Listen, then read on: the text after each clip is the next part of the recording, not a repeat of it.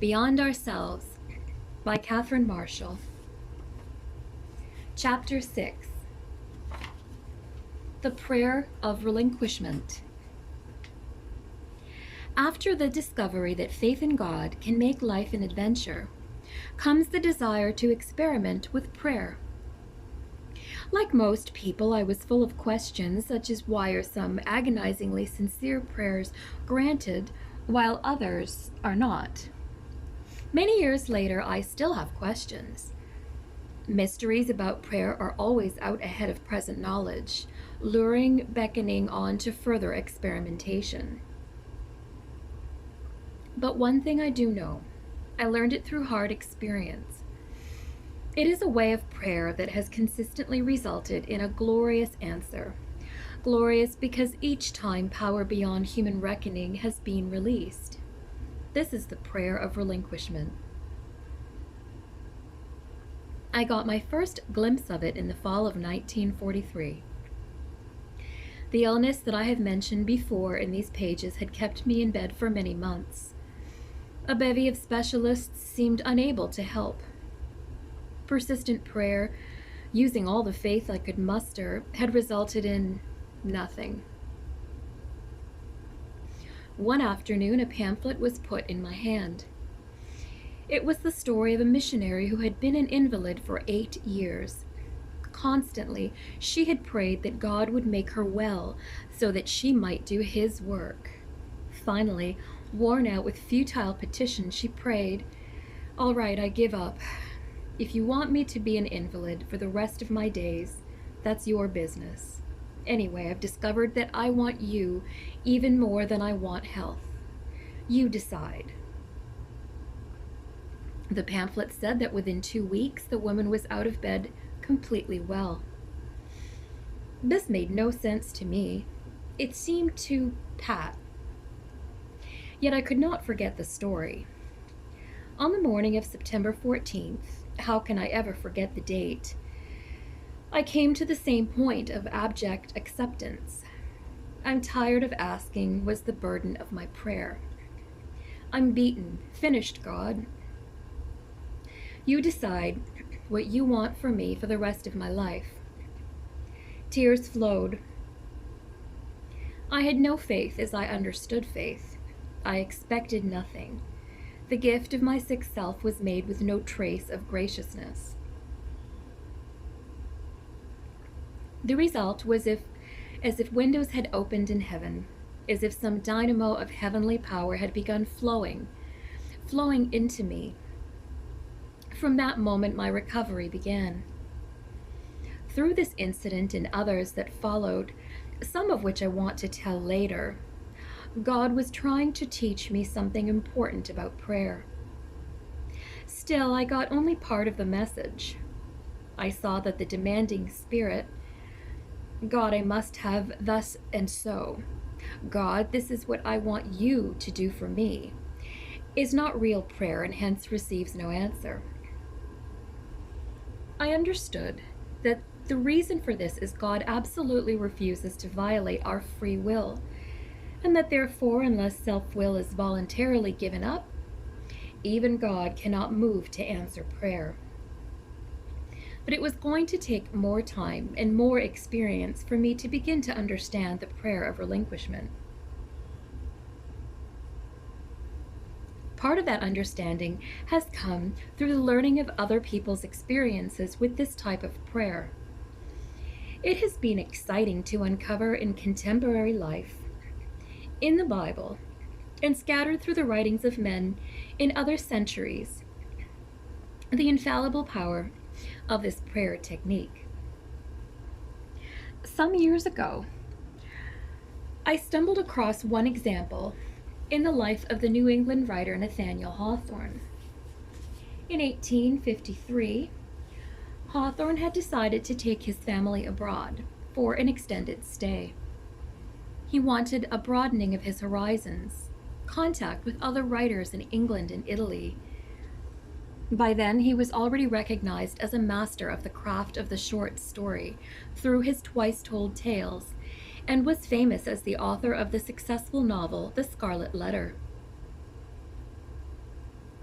In late 1858, the Hawthornes were settled in a villa in Rome. February 1860 found them in the midst of a grave crisis. Una, their eldest daughter, was dying of a virulent form of malaria.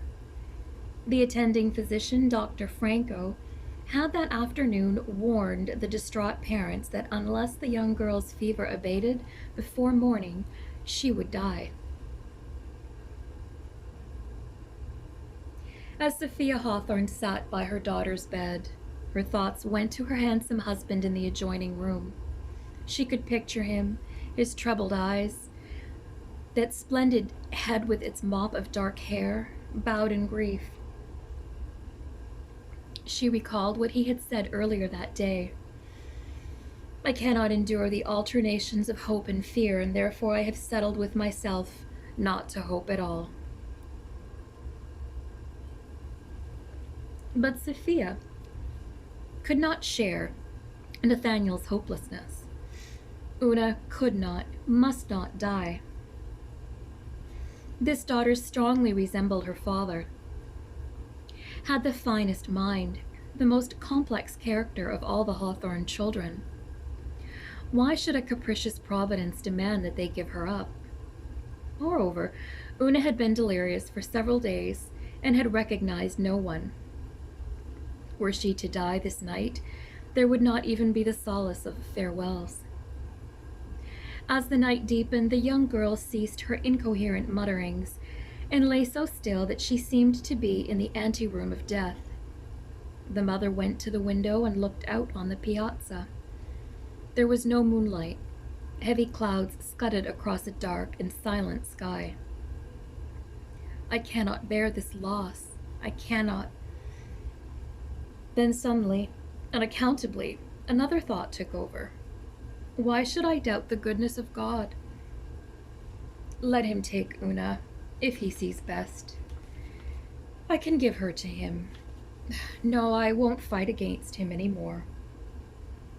Then an even stranger thing happened. Having made the great sacrifice in her mind, Sophia expected to feel sadder. Instead, she felt lighter, happier than at any time since Una's long illness had begun. Some minutes later, she walked back to the girl's bedside and felt her daughter's forehead. It was moist and cool. The pulse was slow and regular. Una was sleeping naturally. Sophia rushed into the next room to tell her husband that the crisis seemed to pass. She was right. Though Una was months getting the malaria out of her system, she did recover completely. A contemporary answer to prayer reminiscent of the Hawthornes' experience was related to me by a friend in a letter. 3 years ago, our son was born. At first, he seemed a normal, healthy baby, but when he was not quite 12 hours old, while I was holding him in my arms, he had a convulsion.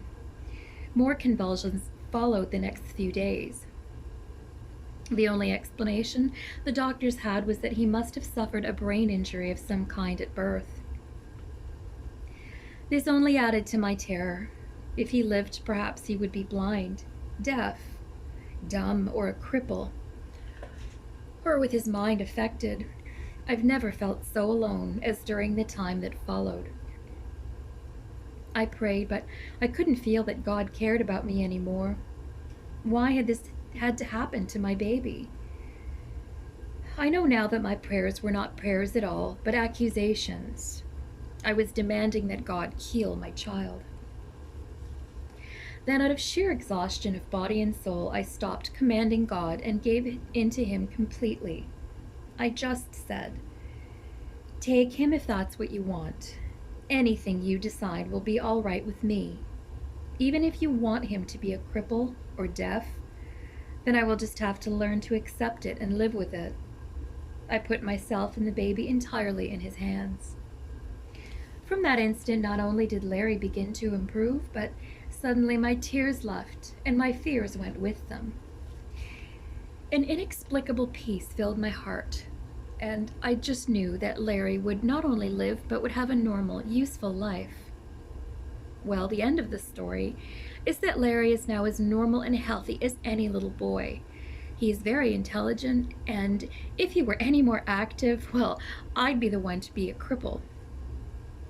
Larry's story and Una's have several points in common. In each case, the mother wanted the same thing desperately: life and health for her child. Each mother commanded God to answer her prayer. While the demanding spirit had the upper hand, God seemed remote, unapproachable. Then, through a combination of the obvious futility of the demanding prayer, plus weariness of body and spirit, the mother surrendered to the possibility of what she feared most. At that instant, there came a turning point. Suddenly and inexplicably, fear left, and the feeling of soul strain with it. Peace crept into her heart. There followed a feeling of lightness and joy that had nothing to do with outer circumstances. This marked the turning point. From that moment, the prayer began to be answered.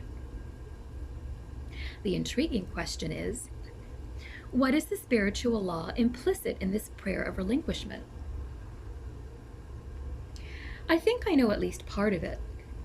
We know that fear blocks prayer.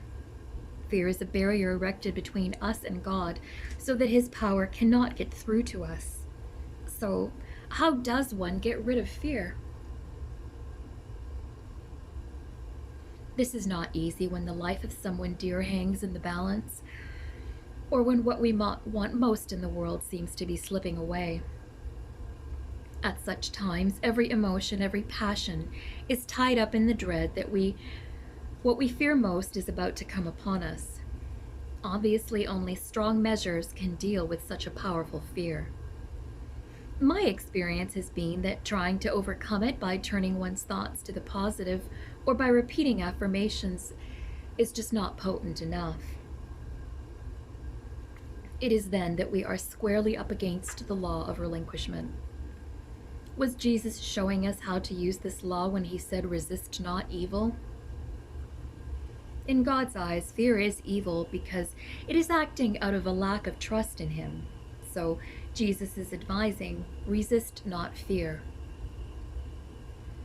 In other words, Jesus is saying, admit the possibility of what you fear most. And lo, as you stop fleeing, as you force yourself to walk up to the fear, as you look it full in the face, never forgetting that God and His power are still the supreme reality, the fear evaporates. Drastic? Yes, but effective. One point about the prayer of relinquishment puzzled me for many years. There seemed to be a contradiction between the prayer of faith and that of relinquishment. If relinquishment is real, the one praying must be willing to receive or not receive his heart's desire. But that state of mind scarcely seems to exhibit the faith that knows that one's request will be granted. And as I read the Gospels, Jesus placed far greater stress on the prayer of faith than on the prayer of relinquishment. Now, I believe I have the explanation. The fact is that I went through a period of misunderstanding faith. Once I thought that faith was believing this or that specific thing in my mind with never a doubt.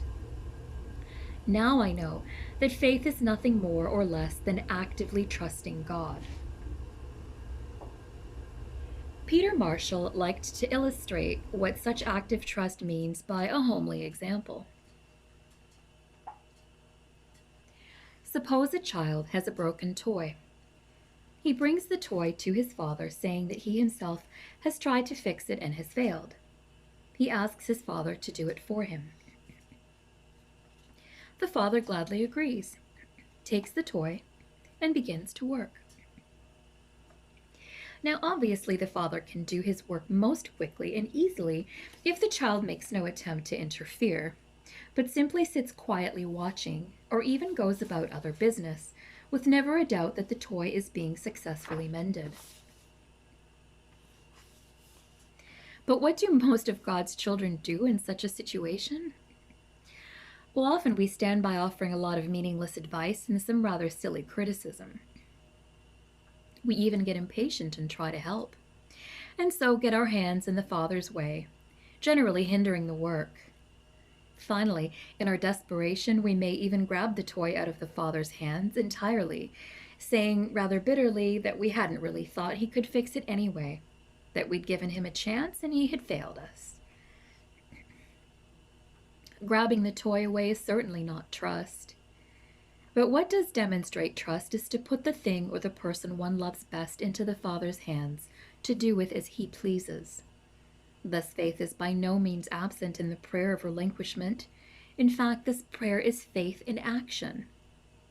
And that is why this prayer is answered, even when the one making the relinquishment has little hope that what he fears most can be avoided.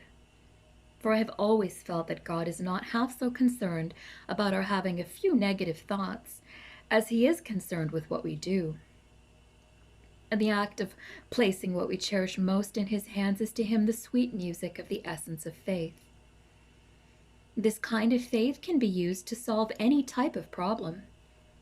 I remember an attractive young girl, Sarah Bradford, who sat in my living room and shared with me her doubts about her engagement. "I love Jeb," she said, and there was deep feeling in her words, "and Jeb loves me, but there are problems. He had an unhappy childhood. His mother and father were divorced when he was 10. His mother was a great beauty. She's still a beautiful woman at 62. She's married again, and that marriage is unhappy too. Jeb is most defensive of her." "Does this make you feel that Jeb is a poor risk for marriage?" Sarah hesitated. "Well, it's left a lot of marks. There are other problems too. At 24, Jeb is still restless." "You mean he hasn't settled on a career?" "No, he hasn't. Then, too, it bothers me that religion doesn't mean much to him.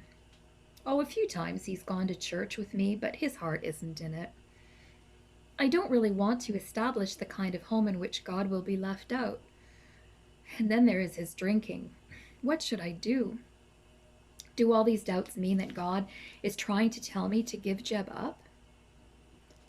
As she talked on and on, Sarah reached her own conclusion. It was that she would lose something infinitely precious if she did not follow the highest and the best that she knew. Her voice broke as she said, "I'm going to have to break the engagement. Then if God wants me to marry Jeb, he will find some way of showing me."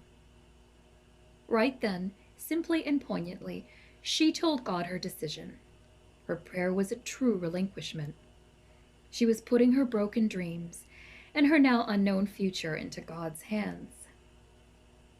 I remained interested in Sarah and in knowing how her future turned out. Jeb did not change, so Sarah did not marry him. But a year later, Sarah wrote me an ecstatic letter. "Something wonderful happened that afternoon in your living room. It nearly killed me to give Jeb up. Yet God knew that he wasn't the one for me. Now I've met the man. He's terrific, and we're to be married in October. Now I really have something to say about trusting God." The prayer of relinquishment also helps us in small matters.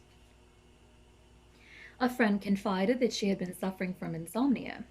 Her doctor had prescribed sleeping pills. "I've been reading so much lately about how the sales of sleeping pills rise and rise. Are we becoming a nation of addicts?" "Not you, certainly," I reassured her. "Thanks, but the principle of this bothers me. I'm not sure I want this crutch." Later we met again and she told me what had happened. I decided to nix on the pills. So that night I lay and prayed, "All right, God, I put myself and my sleep into your hands. If you want me to stay awake most of the night, fine. You decide." "And did you stay awake?" There was a sheepish look on her face. "No, I slept like a baby." No doubt psychologists as well as the sleep experts could comment knowingly on this incident, but I relate it here only because it illustrates the law of relinquishment, not in a dramatic crisis, but in an ordinary situation. My own latest adventure with the prayer of relinquishment came in connection with the mundane problem of household help. In the weeks prior to my marriage to Leonard Lesord, I was happily excited, but at the same time panicky at the thought of taking on 3 young children. After all, I had thought myself finished with child rearing. Peter John had then been out of the home nest for 3 years, away at school.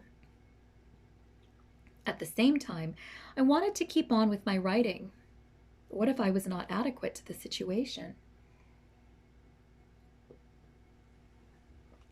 In his efforts to reassure me, Len made solemn promises of household help. But after our marriage, the help was slow in materializing. 3 months passed, 4.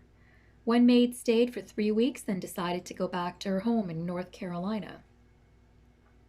Then a cleaning woman who was helping me one day a week had to stop when she fell and injured her leg. Many a morning Len and I prayed about it. Soon after our marriage, we had hit upon a pleasant way to begin our day with quietness and prayer. An automatic coffee pot attached to a clock would waken us with the fragrance of percolating coffee.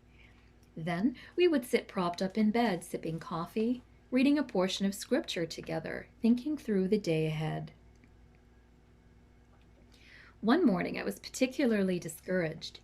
I was caught between all my blessings: a wonderful husband, 3 lovely children at home and a 4th in and out, a big new house, and my daily writing. I was quite frankly exhausted. We had tried everything we knew: agencies, the suggestions of friends and relatives, the help wanted columns in the local and New York newspapers. Just the evening before, a promising candidate from Boston with whom we had been corresponding had telephoned that she could not come. So once more we took the situation to God. Lord, we have tried everything we can think of. Every road has seemed a dead end.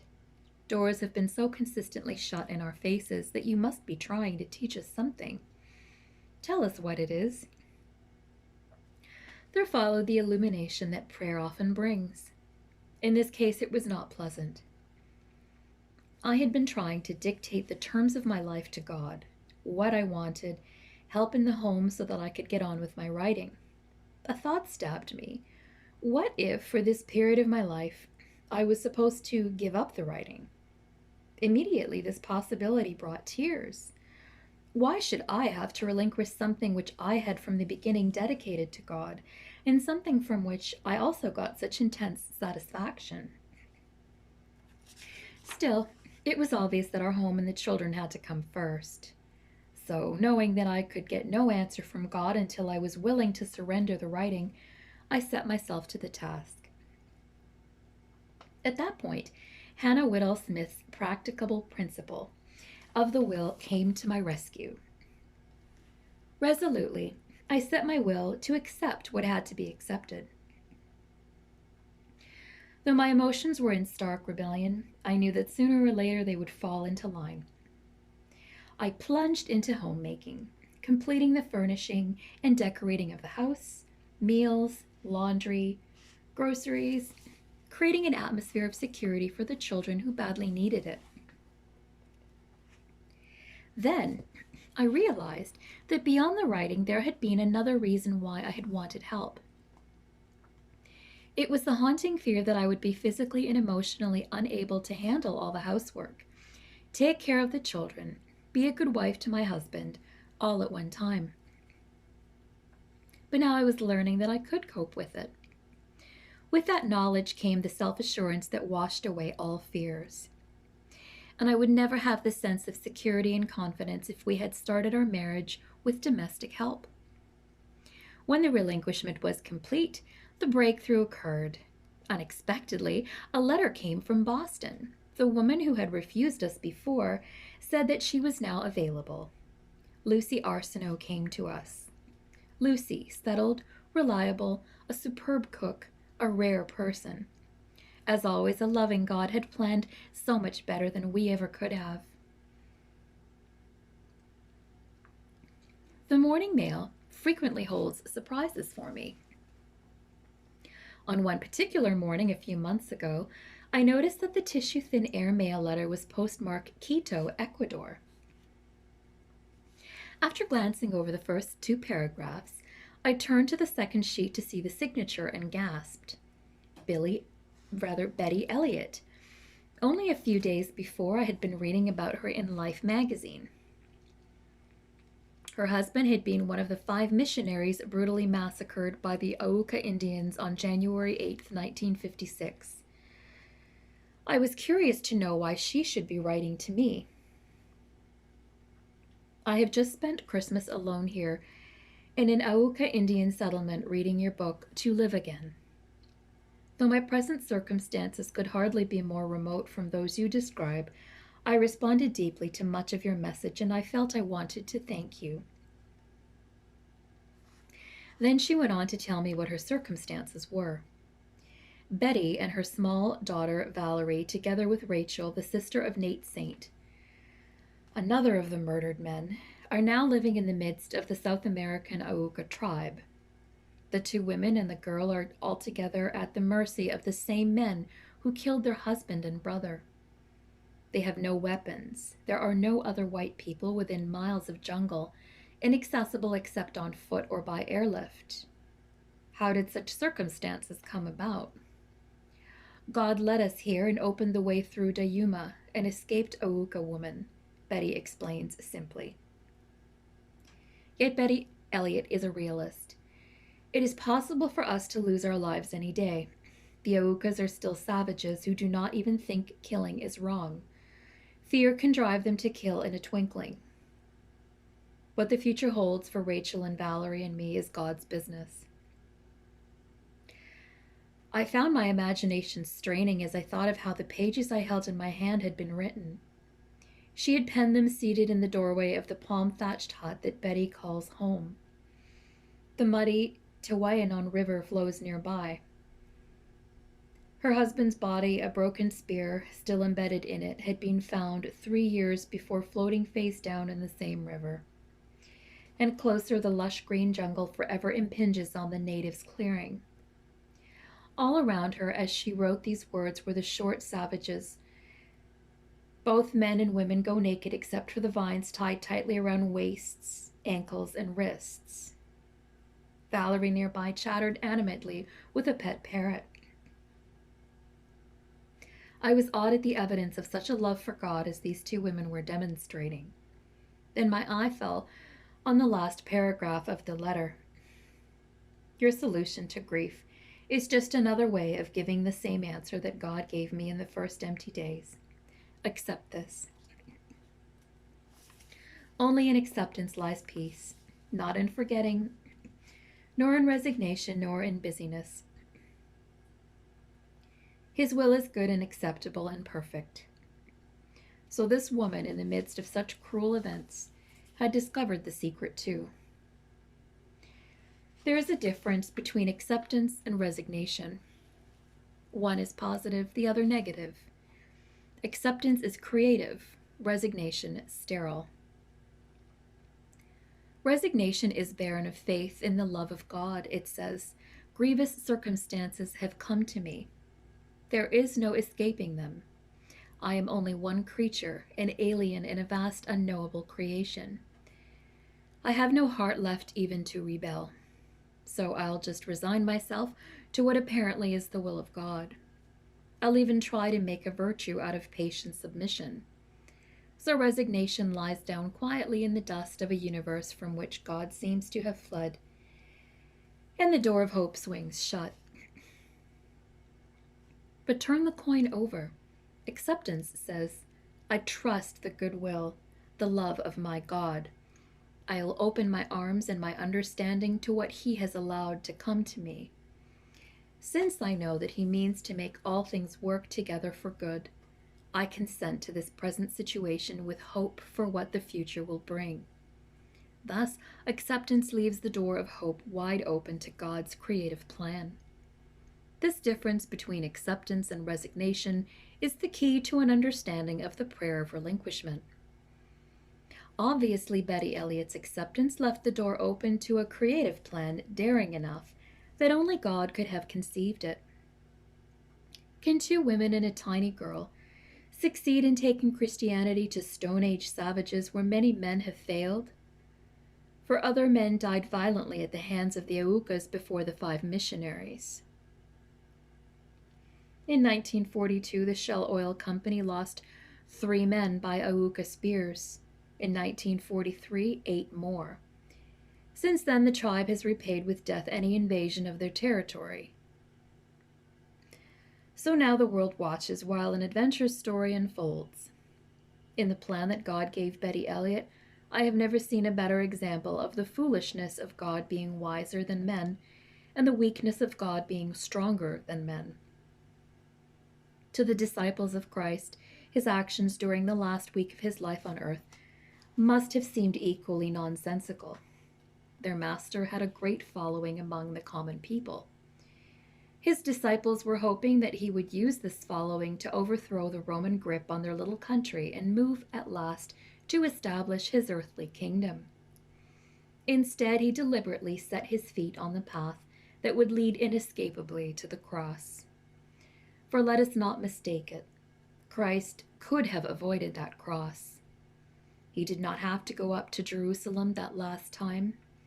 He could have compromised with the priests, bargained with the Caiaphas.